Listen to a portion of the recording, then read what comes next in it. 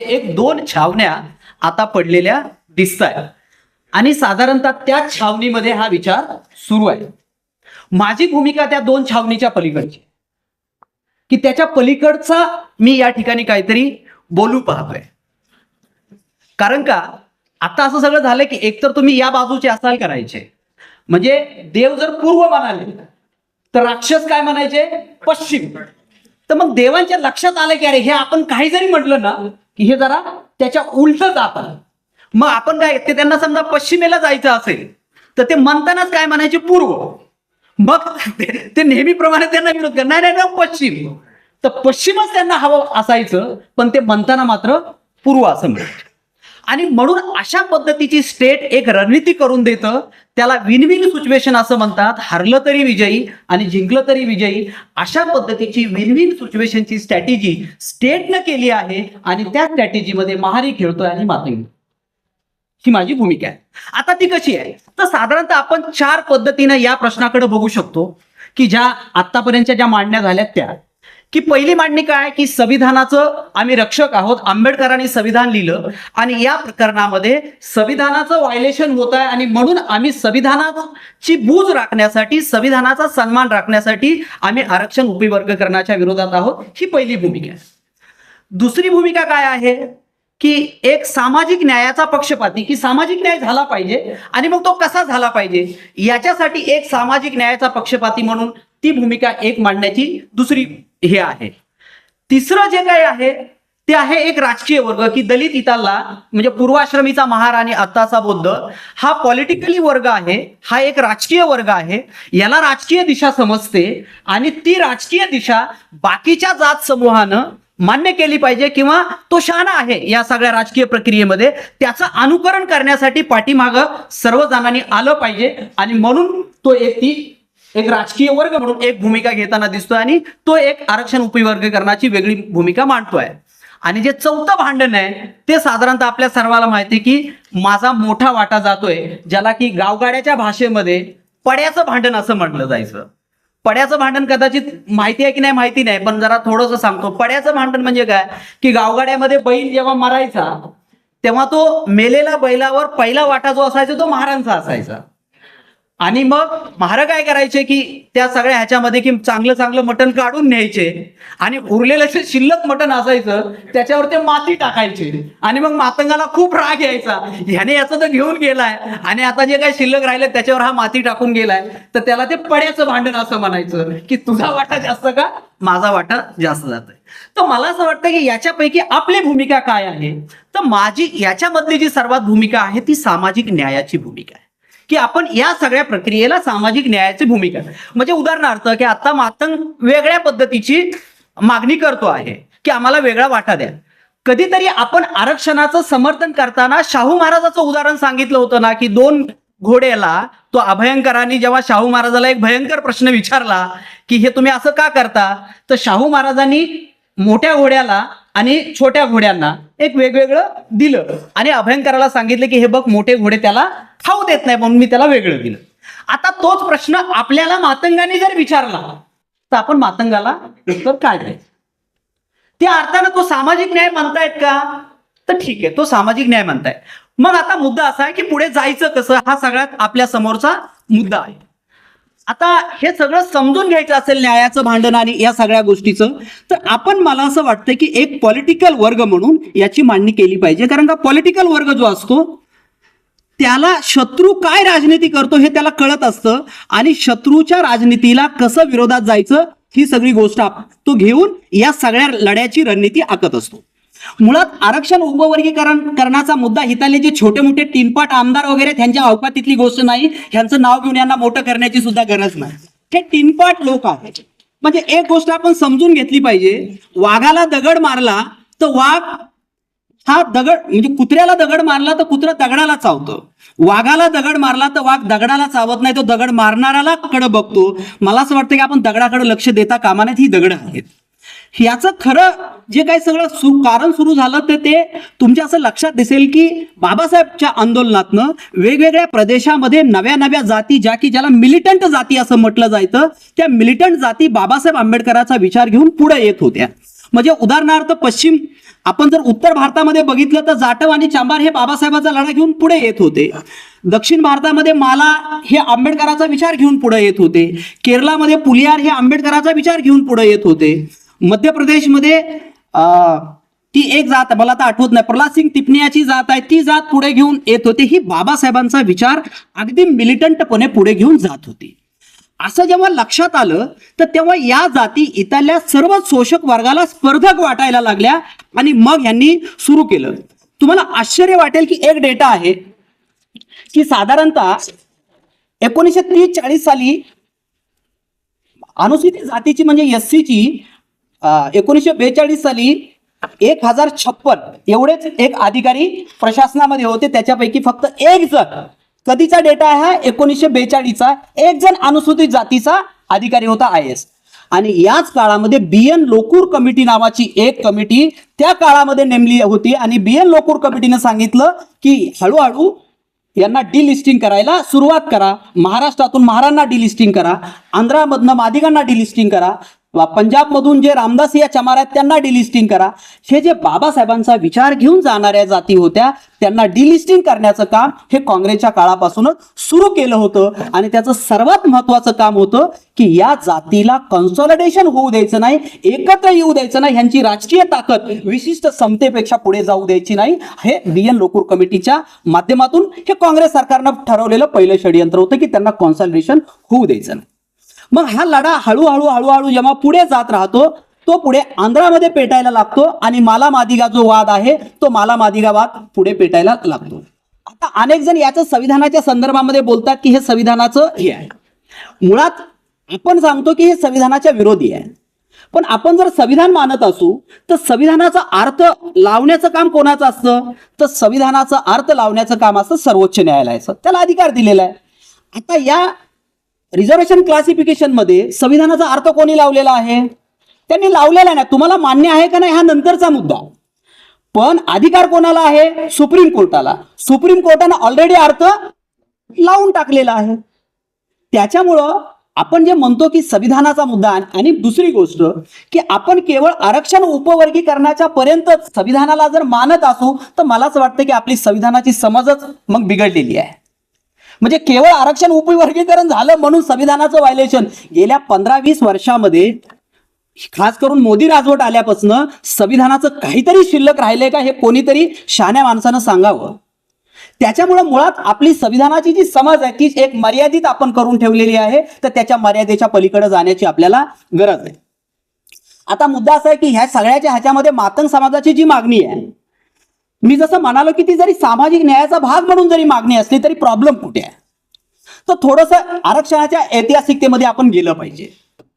आरक्षणाची ऐतिहासिकता काय आहे की बाबासाहेब आंबेडकरांनी हे जे आत्ताचं जे आरक्षण आणलेलं आहे याच्यामध्ये डॉक्टर बाबासाहेब आंबेडकर नावाच्या माणसाशिवाय कोणाचंही कॉन्ट्रीब्युशन नाही. हे एक हाती लढाई आंबेडकरांनी लढलेली आहे, त्याच्यामुळे हे आरक्षण आहे. 1900 जेव्हा सायमन कमिशन आलं आणि गोलमेज परिषद आली तेव्हा गोलमेज परिषदेमध्ये बाबासाहेब आंबेडकरांनी ही पद्धत मांडली आणि त्याच्यामध्ये 1936ला आरक्षण मिळालं. तेव्हा त्याला आरक्षण असं नव्हतं म्हटलं, झालं त्याला कोटा पद्धत असं म्हटलं होतं आणि 8.5% त्यावेळेला कोटा दिला गेलेला होता. आता ही 1935ला जेव्हा शेड्यूल कास्टचा मुद्दा आला की कोण जाती शेड्यूल कास्ट आहे, की आता गंमत बघा की मातंग समाज ज्या पद्धतीचं रिझर्वेशन मागतो तर हे रिझर्वेशन कोणाला मिळतं, शेड्यूल कास्टला, SCला. आणि 1935ला जेव्हा शेड्यूल कास्टची सूची बनली तर माझ्याकडे हे पुस्तक आहे डिवायडिंग द दलित्स आणि त्याच्यामध्ये कमिशनचा रिपोर्ट आहे की साधारणतः कोणाला शेड्यूल कास्ट म्हणावं अशा पद्धतीचे 10 निकष ठरवलेले होते. त्याच्यातला पहिलाच निकष होता की ज्या जाती स्वतःला हिंदू म्हणत नाही त्या SC आहे. पहिलाच निकष होता, ज्या जाती स्वतःला, म्हणजे ही SCची जी लिस्ट आहे ती अँटी हिंदूची लिस्ट आहे.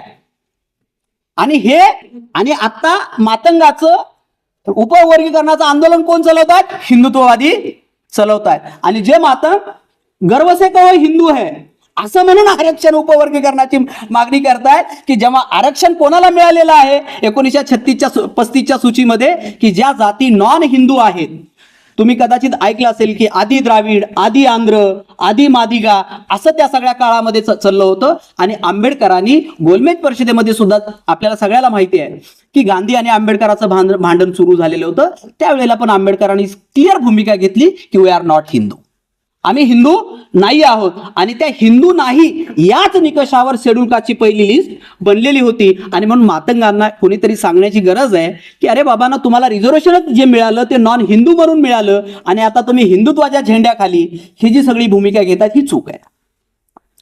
आता मुद्दा याच्या पलीकडचा आहे की तो आहे की रिझर्वेशनच्या संदर्भामधला की दलित आणि सगळेच लोक आरक्षणाच्या प्रश्नामध्ये अडकलेले आहेत. की जेव्हा की डेटा असा सांगतो की गेल्या 15 वर्षामध्ये 1957 ते 2007 मध्ये सार्वजनिक काळात सार्वजनिक नोकऱ्यातील 1,57,00,000वरून केवळ 17 लाख इतक्या नोकऱ्या खाली आलेल्या आहेत. हा केंद्र सरकारचा डेटा आहे. किती? 1,97,00,000वरनं फक्त 17 लाख नोकऱ्या शिल्लक राहिलेल्या आहेत.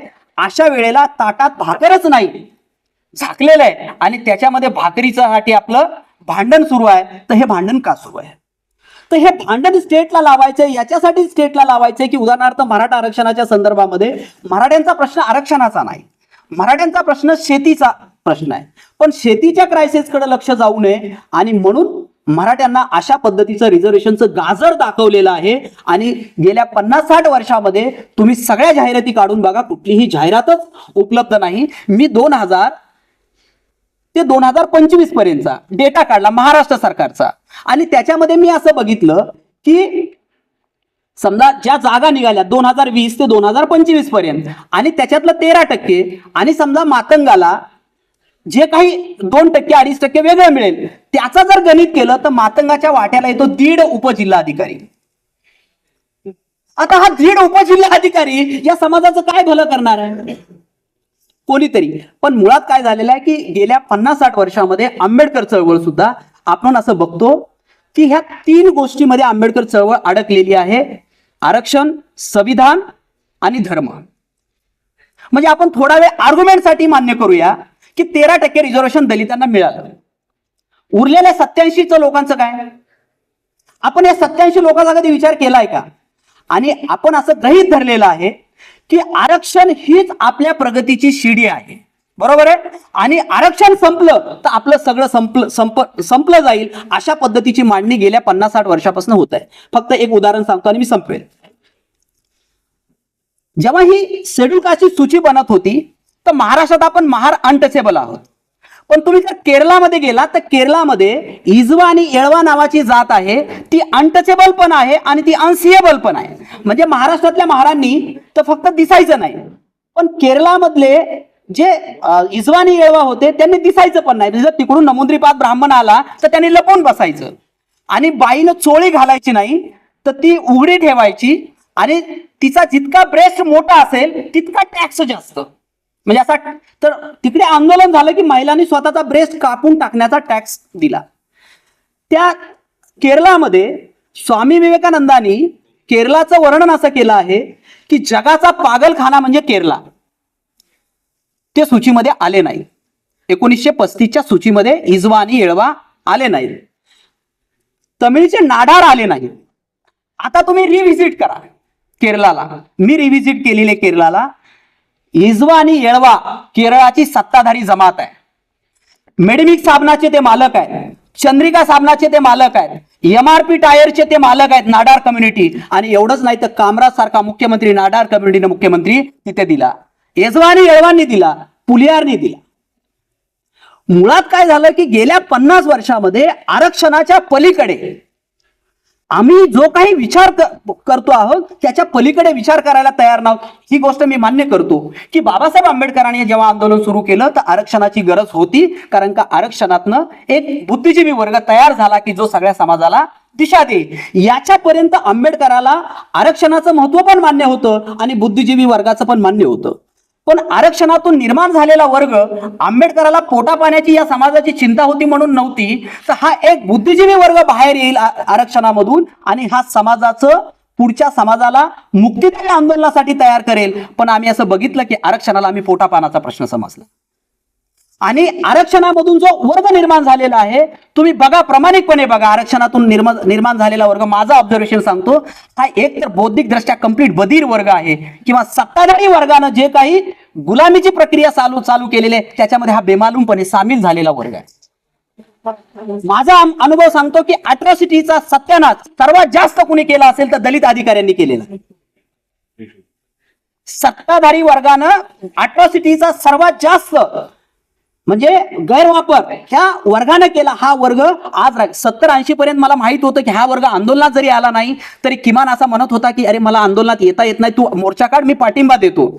आता तो फक्त स्वतःची एक प्रोटेक्शन, कार्यकर्त्याला स्वतःचं प्रोटेक्शन समजतो व्यवस्था, की त्याचं करप्शन बाहेर येऊ नये किंवा त्याच्या करप्शनला प्रोटेक्शनची व्यवस्था, म्हणून तो या वर्गाला आता बघायला तयार आहे. अदरवाईज हा शिकलेला वर्ग कंप्लीट इथल्या सत्ताधारी वर्गाच्या कह्यात गेलेला आहे. मी माझं एक उदाहरण सांगतो आणि संपवतो की आता आरक्षणाचा प्रश्न सुरू झाला. मधल्या काळामध्ये रिझर्वेशन इन प्रमोशन असा मुद्दा सुरू होता, तेव्हा मी विद्यार्थी होतो. तर माझे वडील शेतकरी, मी हॉस्टेलला राहायचो. तर मी नाव घेऊन सांगतो की धनवे तेव्हा कास्ट ट्राईब संघटनेचे होते. ते मला म्हणाले की अरे केशव, उद्या मोर्चा आहे, ह्या सगळ्या मोर्चाला आपले जरा हॉस्टेलची पोरं घेऊन ये. तर मी त्यांना एक साधा प्रश्न विचारला की सर, तुमचा मुलगा नागसेन मीटिंगमध्ये दिसत नाही. ते मोठे नेते ते म्हणले अरे नाही, परीक्षा सुरू आहेत आणि तो जरा परीक्षेची तयारी करतोय. तर मी म्हणालो मी हॉस्टेलला राहतो, माझा बाप तिकडे गांडीत माती जाऊस तर काम करतो, त्याच्या पोराचा हा प्रश्नच नाही. तर त्याच्या प्रश्न नाही, त्याच्या पोरांनी तुझ्या आरक्षणासाठी यायचं, आणि आरक्षणाचा ज्याचा प्रश्न आहे तुझ्या पोरांनी अभ्यास रूम मध्ये अभ्यास करत बसायचं. हा कुठला न्याय? मी म्हटलं अगोदर तुझ्या पोराला आण आणि मग नंतर मी बघतो. कोणाचा प्रश्न आहे? आरक्षणाचा प्रश्न 13% लोकांचा प्रश्न आहे की जो या वर्गात पण गेल्या 50 वर्षामध्ये आम्ही आरक्षणाच्या प्रश्नावर बोललो. पण कोणीतरी चळवळीनं गेल्या 50 वर्षामध्ये गावातल्या शेतकऱ्याच्या बद्दल, दलिताच्या बद्दल प्रश्न काढला, बोलला, त्याच्या जमिनीच्या बद्दल बोलला, त्याच्या उत्पन्नाच्या बद्दल बोलला, त्याच्या रोजीरोटी बद्दल बोलला, त्याच्या शिक्षणाच्या बद्दल बोलला का? आरक्षण जणू काही सोन्याची अंड देणारी जी कोंबडी आहे असं जे काही एक चित्र आपण रंगवलेलं आहे, मला असं वाटतं या चित्रातून कधीतरी बाहेर येण्याची गरज आहे. आणि आंबेडकरांनी सांगितलं ना की शेवटी आंबेडकरांचं स्वप्न काय होतं की आंबेडकर अॅनालिसिस ऑफ कास्ट मध्ये म्हणतात तुम्ही कोणत्याही दिशेनं जा, जातीचा राक्षस तुम्हाला आडवा आल्याशिवाय राहणार नाही. आणि मग आंबेडकरांचं प्रायमरी काय होतं की जात तुम्हाला नष्ट करायला लागेल. आरक्षणाची मुद्दा ठेवून आपण जात नष्ट करणार आहोत का? आणि जातीचं गणित सांगतो की आता आपण एकत्र आहोत ना, बरोबर? आता आरक्षणाच्या प्रश्नावर सगळे लाडवण, तिळवण, बावणे, पानमार सगळे महार एकत्र आले. माहिती म्हणजे महारातल्या ज्या पोट जाती आहेत सगळे लाडू. पण जेव्हा आंबेडकर लढले तेव्हा बाबासाहेब सोमवंशी बावणे महाराने हरवलं ना महारांना, बाबासाहेबांना. म्हणजे जात ही काय करते, जेव्हा जातीचा प्रश्न येतो, जात ही अमिबा सारखी आहे, ती भौतिक प्रेशर आलं की एकत्र होते आणि बाकीचा हितसंबंधाचा मुद्दा आला की तुटत जाते. त्याच्यामुळं मांग हा तुटतच जाणार. जात ही आंबेडकर सांगतात की जात चढत्या क्रमानं द्वेष करते, उतरत्या क्रमानं तिरस्कार करते. त्याच्यामुळं महार मांगचा तिरस्कार करतो, मांग महाराचा तिरस्कार करतो, हे बाबासाहेबांनी सांगितलेलं आहे. परंतु शेवटचा समारोप करत असताना आंबेडकरांनी स्वतःला राजकीय क्लास म्हणून जेव्हा प्रेझेंट केलं तेव्हा हे कदाचित आणि कोणाला माहित नसेल की आंबेडकरांनी अनेक वेळेला मातंग समाजाला अपील केलं. तिथपर्यंत की तो संघर्ष बाबासाहेबांना नीट माहित होता, म्हणून बाबासाहेब आंबेडकरांनी आपल्या व्यक्तिगत जीवनात आदर्श घालून देण्यासाठी मातंग समाजाचा एक मुलगा दत्तक घेतला होता. त्याला 2 वर्ष सांभाळलं. पण मातंग समाजाच्या स्वभावानुसार 2 वर्षानंतर ते पोरग ते गुपचूप घेऊन गेले. हा आंबेडकरांचा अनुभव आहे. तो तुमचा आणि आमचा असण्याचं काही कारण नाही, ते घेऊन गेले. त्याच्यानंतर आंबेडकरांनी अनेक परिषदा घेतल्या. तर त्यावेळेला इथं पुण्यामध्येच जेव्हा महाडचा सत्याग्रह सुरू होता त्यावेळेला एक भालाकर भोपटकर नावाचे एक मोठे संपादक होते आणि त्याच्यात एक सकट नावाचा मातंग समाजाचा माणूस होता. तर त्या भोपटकराच्या माध्यमातून हे सकट आंबेडकरावर सतत टीका करायचे. म्हणजे भोपटकर पुढे येत नव्हता. बघा, ही त्यांची कायम परंपरा आहे. या सगळ्या परंपरेमध्ये फडणवीस पुढे येत नाही, तो येतो गोरखे. गोरखे म्हणजे त्यावेळेचा सकटच, बाबासाहेबांच्या वेळेचा सकटच. पण त्याच वेळेला मातंग समाजाने एक पत्रक काढलं होतं की हा जो आमचा सकट आंबेडकराला विरोध करतो, त्या सकटला आमच्या मातंग समाजात कोणी फुकट सुद्धा विचारत नाही. पत्रक काढलं होतं. तर तसं यांना कोणी फुकट न विचारण्याच्या ज्या गोष्टी आहेत त्या आपण केल्या पाहिजेत आणि मातंग समाजापर्यंत गेलं पाहिजे. आपण जर आता मला असं वाटतं की उदाहरणार्थ आपण मोठा भाऊ म्हणालो, राजकीय क्लास म्हणजे मोठा भाऊ. समजा बापाने घर बांधलंय मोठं, बरं लहान्या भावाचा काही वाटच नाही हे सगळं घर उभा करण्यात, मोठ्या भावाने आणि बापाने केले. आता ते म्हणते मला हिस्सेदारी पाहिजे. काम करायचं तेव्हा कुठेतरी पाटलाच्या कुठेतरी आपलं डपडं वाजवत बसलेलं होतं, आता म्हणतं हिस्सेदारी पाहिजे. अरे ठीक आहे बाबा, हिस्सेदारी घे तर पण नियमानं तरी मागणार, म्हणजे वाटा पाहिजे. तर आता बाप आपण काय करू शकतो, बाप काय म्हणेल, दोन भाऊ भांडत असताना अरे भांडणं करू नका. पण बापाचा दोन भाऊ ऐकणारच नसेल तर बाप शहाणपणानं काय सांगतो की ठीक आहे आता वेगळं राहण्याची गरज असेल तर नीट प्रॉपर्टीची वाटणी करा आणि तुम्ही वेगळं राहा, भांडू नका, एवढं सांगू शकतो. आंबेडकरांनी घर बांधलं, दुर्दैवानं त्याच्या मोठ्या भावाला बापानं केलेल्या कष्टाची जाणीव होती, त्याच्या कष्टाची गोष्ट होती, पण शत्रूला हेच नको आहे आणि म्हणून शत्रू छोट्या भावाला राजकीय क्लास मानत असो. तर मला असं वाटतं ती चूक आपल्याला करण्याची परवानगी नाही, ती आपल्याला परवानगी नाही, कारण का ते आंबेडकरांनी आपल्याला नाकारलेली आहे. कारण का आंबेडकराला हा त्रास दिला म्हणजे गंमत म्हणून विनोद म्हणून घ्या, पण दुर्दैवानं तशी नाही. मला या ठिकाणी आज एकनाथ आवाडांची खूप तीव्रतेने आठवण येते. एकनाथ आवाड विनोदानं सांगायचे, ज्या काळात धर्मांतराचा मुद्दा सुरू झाला होता त्या काळात त्यांनी पुण्यातच एक परिषद घेतली आणि त्यांनी सांगितलं की अरे ते मातंग समाजालाच अपील करायचे आणि त्यांनी सांगितलेलं उदाहरण मला खूप गमतीशीर वाटलं. ते विनोदी बोलायचे, त्याच्यातला विनोदाचा भाग समजून घ्या. तर एकदा आंबेडकर म्हणे पुण्यात आले आणि त्यांनी सांगितलं की भुकऱ्यांना म्हणजे महारांना जा रे म्हणले आंबुजाला घेऊन या. आंबूज म्हणजे मातंगाला, हा त्यांची भाषा आहे, म्हणजे ते कळत नाही, म्हणजे मातंगाची एक वेगळी भाषा आहे. ते जर समजा दोन महारा बोलत असतील तर ते म्हणतात भुकर वाय करायला लागलंय, भुकर ठिकलंय वाय करू नको, म्हणजे महाराला काहीच बोलू नको, म्हणजे अशा त्यांच्या एक कोडवडच्या भाषा आहेत. आंबेडकर म्हणाले की जा रे आंबुजाला घेऊन या. तर ते आंबुज म्हणाले की नाही ते काय भुकराचा नेता आहे आणि आम्हाला काय येण्याची गरज नाही. तर परत आले हे सगळे कार्यकर्ते, म्हणले ते काय आंबुज येत नाहीत. ते म्हणले अरे जा त्यांना सांगा की आंबेडकर तुम्हाला अमृत पाजणार आहेत. तर ते गेले, ते म्हणले अरे चला चला, आंबेडकरांनी असं म्हणाले की सगळ्या अंबुजाला अमृत पाजायचंय तर ते घेऊन या म्हणाले. ते म्हणले काय ते भुकरा सांगतंय ते काय अमृत काय आमच्या दारूपेक्षा चांगलं आहे का, म्हटले आमच्या सोमरसापेक्षा चांगलं आहे का. तर ते परत इथे आले नाही. तर आंबेडकर पुन्हा असं म्हणाले की जा म्हणले आता बांधून घेऊन या त्यांना. तर मग त्यांना बांधून घेऊन यायला लागले. तर ते बांधताना असं म्हणाले, म्हणजे एकनाथ आवाड विनोद असा, ते म्हणाले ठीक आहे तुम्ही आम्हाला अमृताच्या डबक्यात म्हणजे त्या ह्याच्यात बुडवणार, पण आम्ही तोंडच नाही उघडलं तर मग तुम्ही काय करणार.